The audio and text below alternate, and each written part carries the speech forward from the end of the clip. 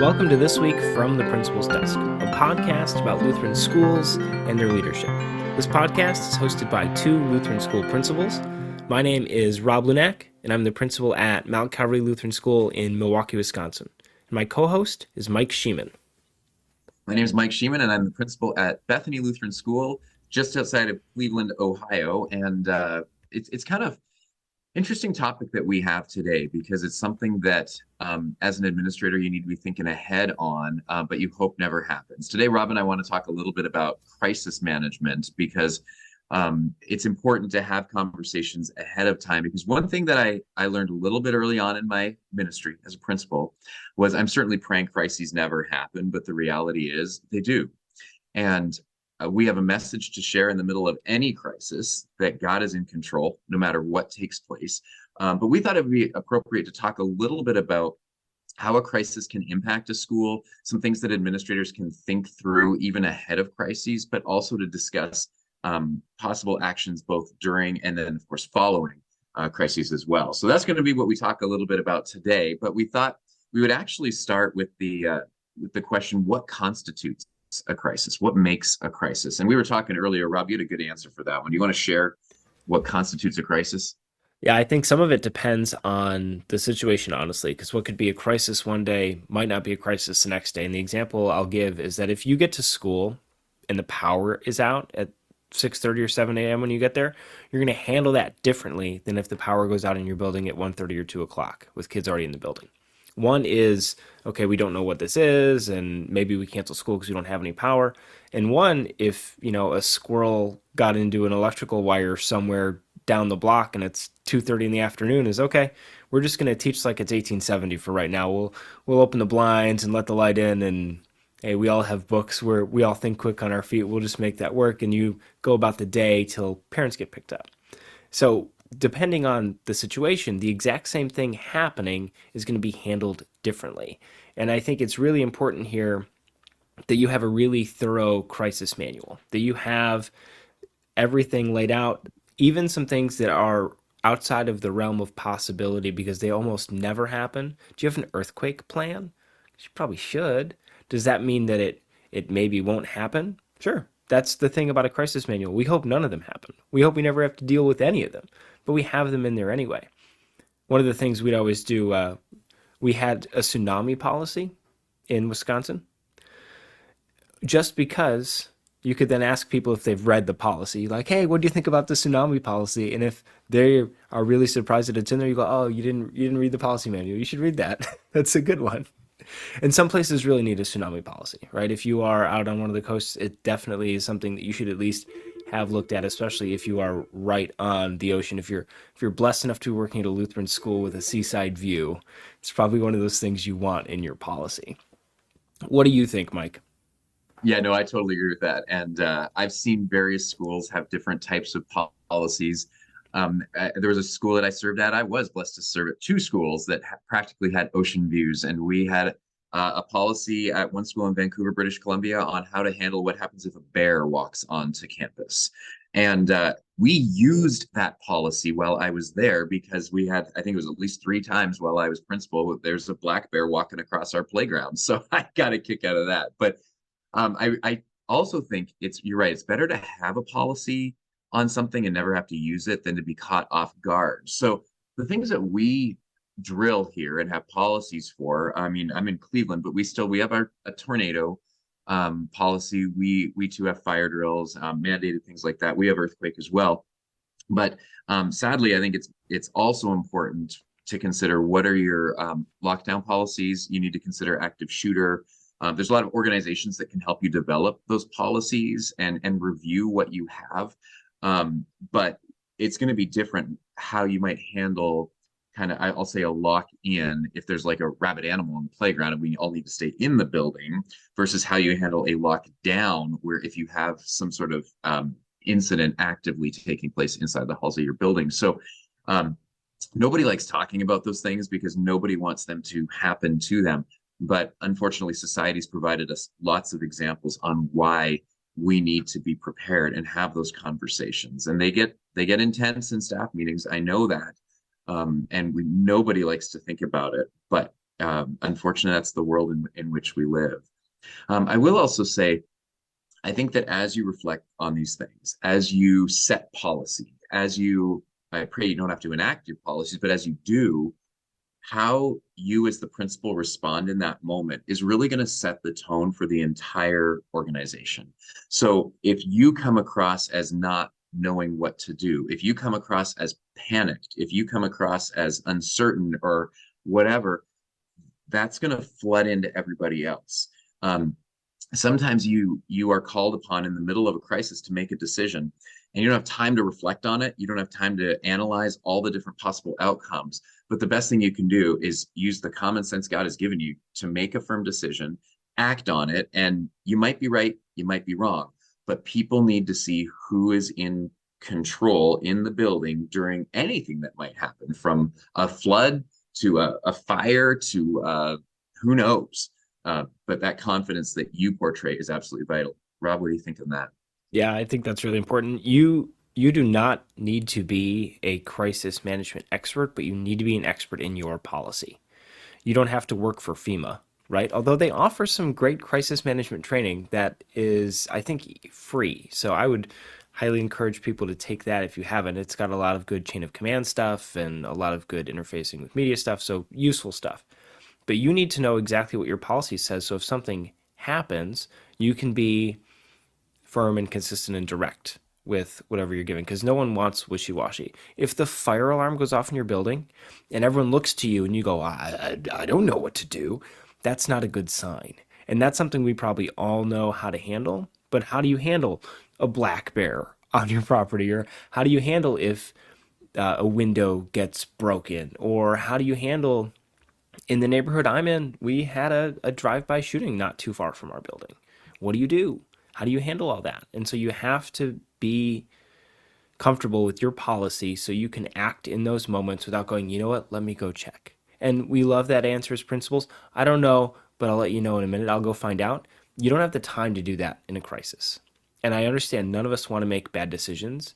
And part of responding to a crisis is that you are doing the best you can in that moment. And then, yeah, you go back and you look and you go, okay, what could we have changed? What could we have done differently? Did everything work as intended? Here in the Lutheran High School Association of Greater Milwaukee, we have an after action report anytime we have fire drill, lock in, lock out, intruder drill, tornado drill. We had a loose dog one day after dismissal, anything like that. We then do an analysis after the fact. Okay, here's our policy. Here's what we did.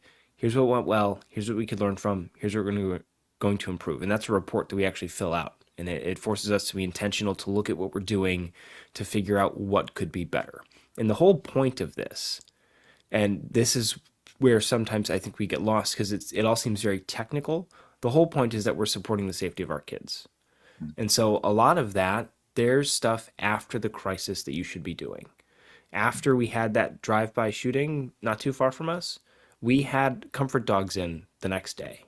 You know, how do you support people's safety and well-being and mental health and all of those things that happen after a crisis that are all the people problems of it? How do you make sure that that is in your policy as well? Do you have a policy for if a member of your community suddenly passes away? Because are you going to be doing something in the moment for that one? Probably not. But the after effects of that are something that you're going to have to think about. And all of these messy things in a sinful fallen world that we never want to talk about, well, as principal, guess what? It's nobody else's job but yours. And you can bring people in, absolutely do that. Work with community partners, work with your local governments, work with parents in the church. But at the end of the day, they're all going to look to you for those answers.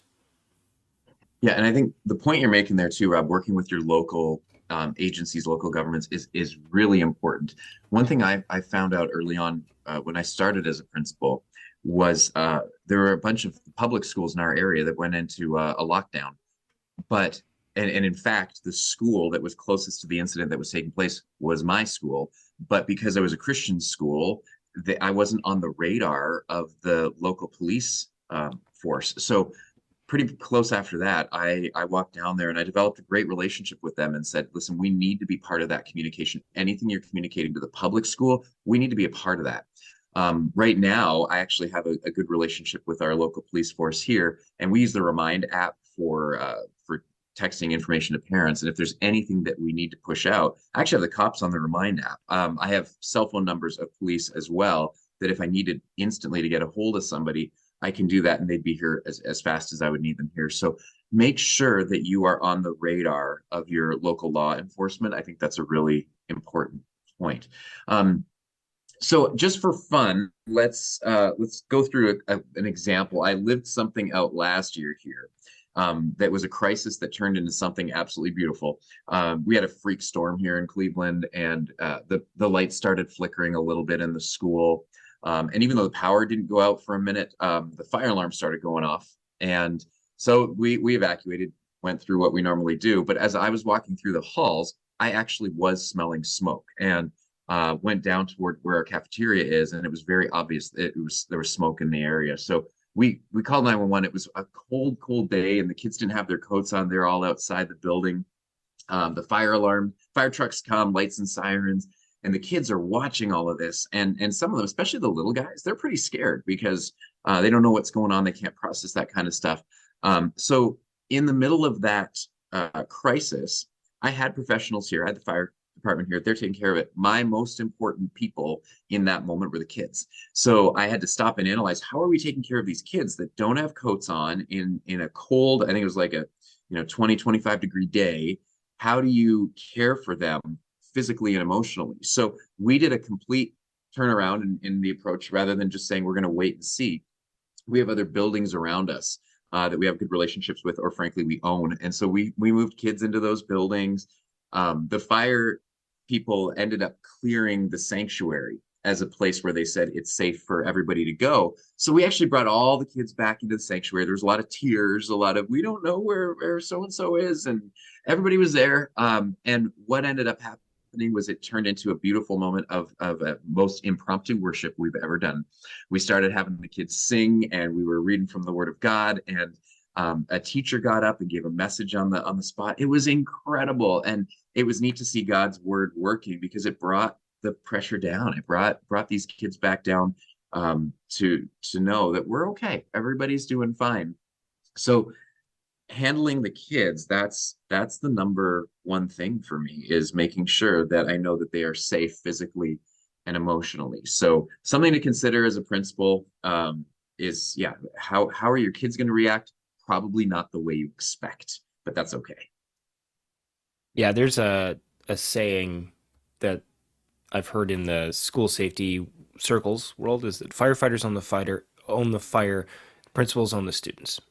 And you have to take care of your kids because that is nobody else's job other than yours. And so that's so great that you were able to take that and pour back into them during a difficult situation to be able to encourage them. That's such a great thing to hear. And I know if you've been principal long enough, you've had something come up. That's just the nature of it. There's always something that goes on. Things like maybe you had an actual fire, maybe there was something unsafe in your neighborhood. I was, I guess I'll say, fortunate enough. I learned a lot from it. In 2016, 2017, I'm a little fuzzy on the exact year, but there was a guy named Jacob Jakubowski who wrote a like 70-page manifesto and sent it to the Trump administration. And this guy had broken into a gun store in Rock County, where I was living and working at the time, and stolen a bunch of firearms. And so we got to school one morning and we had a message from the police officer saying, "Hey, this guy's made some threats against schools. FYI, we don't know where he is. We know he sent out this manifesto." And when you walk into that, what do you do? Do you have that in your crisis plan? What do you, how does that all work? And so some of that is literally working with police officers, working with other principals. What do we do? What do we do? We were 2 days before spring break, so we just like went on spring break early. We're like, "Hey guys, we're gonna go on spring break early." School had already started for that day, so for that day, we sent a message out for parents. "Hey, if you want to come get your kid early, you can. We're going to do dismissal differently. Everyone's going to have to walk in today. We're not dismissing out in the parking lot." We had our blinds closed. We stayed in the building. We didn't go out to recess, all out of an abundance of caution. And so much of your plan is there because you are being cautious. Principals are not risk takers. At least I haven't met any that are, right? We're generally not adrenaline junkies. We like to have plans and like to be consistent and like to be safe, right? We're the type of people that wear our seatbelts when we're at the drive-through, right? You go to the drive-in movie, you leave your seatbelt on. That's generally what most principals are. Now, if you've worked through any of these, Mike, what would you say would be the most important part for somebody new to principal who maybe hasn't had an emergency come up yet? What do you think is the number one thing they could be doing right now? That's a really good question. I think we all hope that these things don't happen to us. But if you're an administrator, the reality is you're going to face something like this someday. So I think probably the best thing I would say to a new administrator is get to know your policies, like Rob talked about earlier, and try to think some of those through in a real situation. I mean, that's of course what drills are for, but even go beyond the drills. Just think about the logistics. If what if there is a fire? Do you have an emergency evacuation point? How are you going to get there? Try to answer all of those questions as if something was really happening. Now, you cannot plan for every single contingency and every single circumstance. And so there's an element of common sense that does simply have to prevail in some cases. So just make sure that you are able to know your people, know your surroundings. I really can't stress enough how vital it is to connect with local law enforcement. I think that's a huge thing, and it's another relationship thing. Plus, if you're connecting with them for this, have them come on in and bring the police car to show the kindergarten kids. I mean, there's so many other positive ways that everybody can get to know local law enforcement. So I think that's probably a good place to start for a principal that's thinking this through. Rob, I want to add one thing though. We've been talking a lot about some of these big events that can happen in a school, a fire, active shooter situation, whatever, those kinds of things. But I also think there's another type of crisis that we need to be ready to deal with. What if a school family has their house burned down? Sadly, that's happened to me twice in my ministry, and these kids come to school the next day and say, my house burned down last night. How do you react to that? What if there is a prominent death in the family of some sort, or crises that are happening in your families? Now, these crises may not directly impact your school, but they are crises for their families. So the other thing I would encourage people to consider is what kinds of things can you do when families go into crisis? Are you prepared to do a meal train? Are you prepared to do whatever? What can you do to be the hands and feet of Jesus for the people that are going through times like those? So something else to consider and be ready to answer. Yeah, I think that's really important. And as Lutheran schools, as church organizations, we are really well equipped to do that because that is something the church does all the time. And so connect with your pastor, connect with your association churches, and just say, hey, we have a family who's going through a tough time. We'd love some support. And maybe that's cards, maybe that's bringing in the comfort dogs, maybe that's bringing the meals, maybe it's just calling and saying, hey, I heard about this. Is there anything we can do? And then just asking. And people will tell you what they need. And a lot of the time in situations like that, there's this huge outpouring of support, which is lovely to see. And it's great to be reminded that we have this, as you always say, Mike, a great cloud of witnesses around us that can work to support these kids. Because at the end of the day, all of your policies are about supporting kids. That's what they're for. They're not about inanimate objects. You don't run a car dealership. You work with people. And so it's a blessing that we are able to do the work we do, even though it's got moments like this that we'd rather not happen. Yeah, God remains in control, and He is seated on the throne. Um, and it's Romans 8. Nothing can separate us from the love of God in Christ Jesus, our Lord. So we live as confident Lutheran school administrators. We live as confident children of God. So know that whatever it is that you will face, you never face it alone. And I think that's the best message that we can send. Yeah, I think that's a great way to leave it on all of this. I will point out one thing. Mike and I are taking this on the road again. We are going to be at Best Practices in Phoenix next week. So if you're there, we're going to record a couple episodes there. And if you want to touch base with us, we'd love to hear from you. Especially, I know there are people I personally know who are listening to this. And if you are someone I don't personally know, I would love to get to personally know you. So Me too. Look for us, find us, and thank you for listening.